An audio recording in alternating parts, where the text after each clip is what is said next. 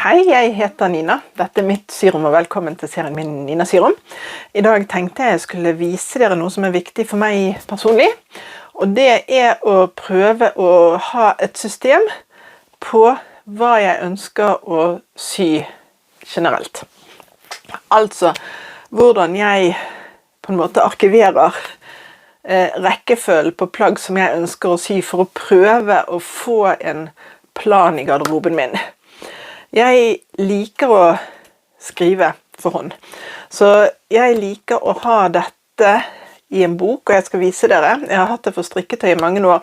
Jeg bruker Ravelry og telefonapper, men jeg synes det er så hyggelig å sitte litt og tenke og skrive, og hvis jeg må regne litt, eller stofflengder og bredder og sånn, så liker jeg faktisk å sitte med en bok i fanget i stedet for å sitte der med mobil og trykke. Men det ene utelukker ikke det andre, så hvis jeg kunne fått med noe bra apper til søm, så hadde jeg brukt det i tillegg. Jeg har med meg syplanleggeren min overalt, for jeg har det inni boken min. Skal vi se, jeg har en sånn bok. Inni her så har jeg flere bøker, så jeg har både strikkeboken og syboken, og jeg har planleggingsboken og hva vi skal til middag, og bare en bok hvor jeg skriver det jeg kommer på jeg må huske der og da. Jeg skal vise dere alt dette, og så skal jeg vise dere hvordan syboken ser ut inni. Dere kan få skrive ut den syboken gratis hvis dere vil. Dere kan gå på nettsiden min, ninasyrom.no, gå på downloads, og der skal jeg legge en eller annen form for link og beskrivelse til hvordan du laster ned og hvordan du skriver ut.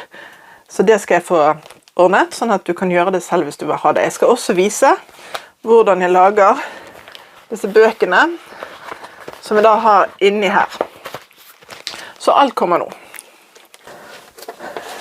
Boken min er jo satt sammen av flere bøker med strikk i. Jeg skal vise på en annen bok etterpå hvordan jeg gjør det, men jeg skal konsentrere meg om syboken min, som jeg har laget, som heter rett og slett en prosjektbok. Inni her så har jeg en innholdsfortegnelse som jeg egentlig ikke har begynt å fylle ut ennå. Men jeg jobber meg gjennom prosjekter. Altså, jeg tar gjerne bilde eller en kopi i en veldig liten skala av plagget jeg ønsker å sy. Og så fyller jeg ut da. Jeg kaller prosjektet for et eller annet. Denne her er drapert emmeløs topp, og den er jo nå sydd et par ganger. Og hvilket mønster og sånn det kommer fra. Jeg fører inn målene mine, for det kan være veldig greit å ha hvis jeg skal gjøre det igjen, eller tenke på stofforbruk og sånn i forhold til dette. Så vet jeg liksom, hvis jeg har tegnet ut mønsteret etter bestemte mål, om jeg kan bruke mønsterdel igjen eller ikke. Jeg sitter litt og tenker, alt dette er sånn jeg gjør på forhånd, før jeg i det hele tatt kanskje bestiller stoffet. Jeg sjekker mønsterdeler, hva må jeg kjøpe, eller hva må jeg klippe. Her så ser jeg skrevet forstykke pluss belegg, bakstykke pluss belegg.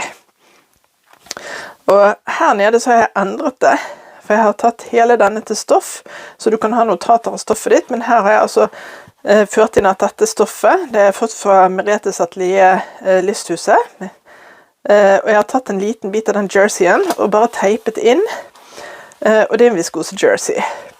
Og kommentarene da, det er at den var veldig bra, jeg kunne forlenget belegget, ja, eller hatt den dobbelt hele veien, så den er reversibel. Stoffforbruket mitt var 120 cm når det er 1,40 brett. Så vet jeg det, og sånn har jeg nå planlagt, fordi at det gjelder liksom å ha en tanke for meg, for min del. Så er det å ha en tanke på hva jeg skal sy fremover. Ikke bare fordi at det er gøy, men sånn at det passer inn i garderoben min. Så jeg ser jo det at her så har jeg valgt 20 topper og en bukse, mens det skapet mitt egentlig trenger det er 20 bukser og en topp. Og det er jo sånn at en får et litt bevisst forhold til hvis en lager seg en plan. Så for eksempel her, en genser jeg kunne tenke meg å sy til høsten, med hva mønster er det, og hvor finner jeg mønsteret. Her har jeg notert at forstykke mot brett, bakstykke mot brett, ermet det skal 2 ganger speilvendt. Det er belegg i nakken og i veden. Og så har jeg liksom tenkt litt da, allerede. Ok, sy V-halsen med belegg. Det betyr at jeg ikke har tenkt å ha noe kantbånd. Jeg kan sammenligne med et annet mønster jeg har sydd, som har en pen V. Fordi at den V-en sitter veldig fint på meg. Jeg skal gi min bilde av den forrige V-en. Så hvis den er noenlunde lik, så vet jeg at det blir bra.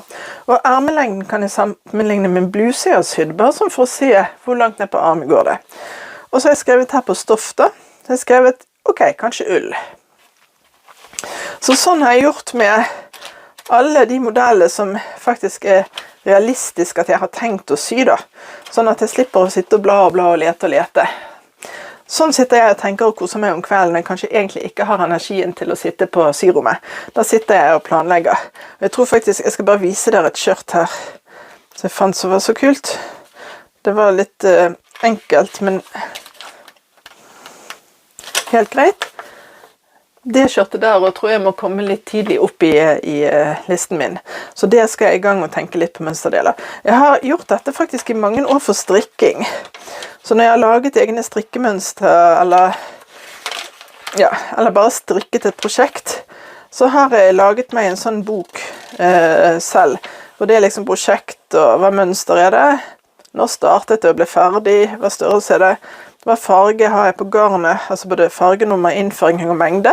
Og så har jeg teipet inn liksom 2 biter, eller det jeg har av garnprøver da, for å se. Og så kommentarer hvis jeg har det. For meg så er dette et tillegg til digitale, eller til Ravelry, for jeg får alltid inn strikkeprosjektet på Ravelry når jeg er ferdig med det, for da har jeg alt av data der. Nå er jeg i gang med en fanagenser igjen til Olav, men jeg har ikke fått limt inn noe garnprøver enda, men jeg er liksom i prosessen. Jeg gjør også noe annet, og det er at jeg har et prosjektark, og dette fører jeg slavisk. Dette gjør jeg når jeg tegner mønsterdeler og syr. Og nå kan du laste ned fra nettsiden min. Da fører jeg inn dato, mønster, mål, bryst og hofte, og mønsterdeler, og de nummererer jeg, og det samme gjør jeg med selve mønsterdelene. Jeg har jo et stempel som jeg trykker på akkurat det samme, og så nummererer jeg mønsterdelene, sånn at jeg finner det tilbake. Og til slutt så fyller jeg kommentarer hvis det er endringer som jeg ville gjort til neste gang. Og det er det jo faktisk ofte. Så det betyr at når jeg oppbevarer mine mønstre, så ser det sånn ut da. Da har jeg for eksempel her, dette var en grå bluse fra den gratisbrosjyren som er fra Lutherlå. Jeg sydde den i 2021, pluss det var den jeg filmet på YouTube tydeligvis. Og målet jeg brukte, og forstykke, bakstykke, erme, krage og stabilisering. Brystinnsnitt på denne ble litt lavt. Litt høyere på neste har jeg kommentert. Livlinjen er hevet 2 cm, så husker jeg det. Og da ligger altså alle mønsterdelene mine, de ligger da brettet inni her, med navn og nummer på. Det var før jeg fikk stempel, så dette er del 3. Og sånn er permen sortert hele. Kjole med krage, men som bluse, sant? Softshell-jakke til mannen, og her har jeg også tatt med prislappen fra butikken, for den gir jo en del informasjon etterpå hvis jeg ønsker å vite noe mer. Ja, det var min softshell-jakke, og sånn går det gjennom. Men som sagt, den bruker jeg altså konkret når jeg tar vare på mønsterdeler for å finne igjen etterpå. Når jeg lager disse her notatsbøkene mine, så var jeg så heldig at for noen år siden så fikk jeg noen sånne tapetprøvepermer fra en fargehandel i Larvik. Så dette er det jeg bruker som omslag. Disse tapetprøvene, de er stødige og fine. Og du kan jo selvfølgelig bruke hva du vil, rester av tapeter eller noen tjukkere kartongark, eller du faktisk av og til så bruker jeg ikke omslag i det hele tatt, fordi at permen i seg selv er så stødig. Så nå skal jeg vise dere hvordan jeg lager en sånn bok til å være inni. Og da har jeg tenkt å lage det. Det er altså en prosjektbok som jeg skal lage, så jeg skal sende til en syvenninne.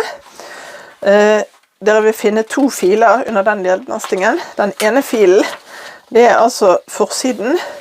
Så er det den første siden med innholdsfortegnelsen, og så blir det da, det blir jo første prosjekt, og det blir notatene til siste prosjektet. Den andre filen inneholder bare denne. Så den kan du skrive ut så mange ganger du vil, og jo flere ganger du skriver den ut, jo flere prosjekter får du i boken din. Så når jeg gjør dette, så skriver jeg det ut, Og da er dette sentrert.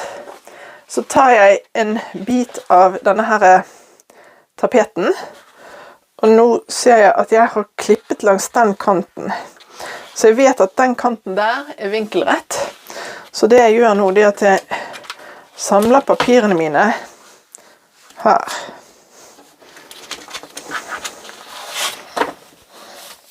Sånn.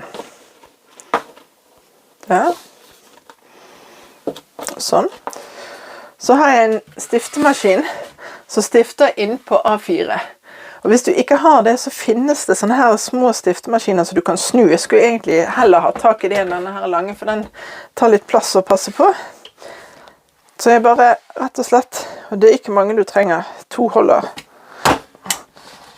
Sånn. Der. Og den kommer ut på baksiden, men det er ikke så farlig at den er litt sånn, den folder seg over. Det er godt nok. Så bretter jeg den. Og bøkene mine, de kutter jeg ned til 11 cm. Og grunnen til at jeg kutter de, det er for at hvis du ikke kutter det, det er litt vanskelig å se, men hvis du, nei, det er ikke så vanskelig å se, så er det at de arkene som er i midten, de stikker lenger ut enn kanten. Ja, det er kanskje ikke så, ja. Så jeg kutter boken altså ned til 11 cm. Og det gjør jeg ved å ta vare på de gamle knivbladene mine, og så bruker jeg de til sånn type kutting i papir og faktisk i flisstoff. Så det er bare, så nå er jo denne sløv da, så jeg må ta det i flere omganger. Så det gjelder ikke flytte på noen ting helt til du er ferdig. Sånn. Da er boken ferdig og klar til bruk. Da skal jeg vise. Jeg har jo laget en god del av disse her, og folk lurer på hvordan er det du bruker de. Her kan du feste bøker inn. Jeg skal vise hvordan du utvider boksortimentet ditt her. Denne strikken her har jeg nå tredd inn på boken her, og jeg trekker den gjennom.